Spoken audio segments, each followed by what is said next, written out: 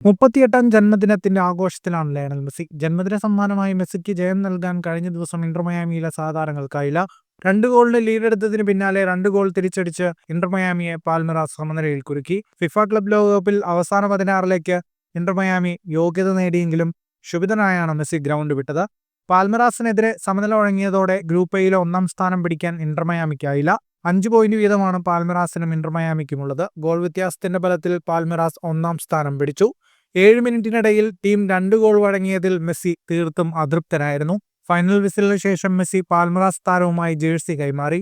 പിന്നാലെ ടീമിന്റെ പ്രകടനത്തിൽ താൻ തൃപ്തനല്ലെന്ന് വ്യക്തമാക്കി ഡ്രസ്സിംഗ് റൂമിലേക്ക് മടങ്ങി. ഈ സമയം കമന്ററി ബോക്സിൽ നിന്നും വന്ന വാക്കുകൾ ഇങ്ങനെ: ദേഷ്യത്തോടെയാണ് മെസ്സി തിരികെ പോയത്. ജയം നേടാനാവാതിരുന്നത് അദ്ദേഹത്തെ അസ്വസ്ഥനാക്കുന്നു. തന്റെ നിലവാരത്തിനൊത്ത് ഇന്റർ മയാമിയിലെ സാധാരണങ്ങൾക്ക് കളിക്കാനാവാത്തത് മെസ്സിയെ നിരാശനാക്കുന്നുണ്ടെന്ന് ഇന്റർ മയാമി പരിശീലകൻ തന്നെ നേരത്തെ തുറന്നു സമ്മതിച്ചിരുന്നു. ഇതിനു മുൻപും സാധാരണങ്ങളുടെ പ്രകടനത്തിൽ അതൃപ്തി പരസ്യമാക്കി മെസ്സി ഗ്രൗണ്ട് വിട്ടിരുന്നു.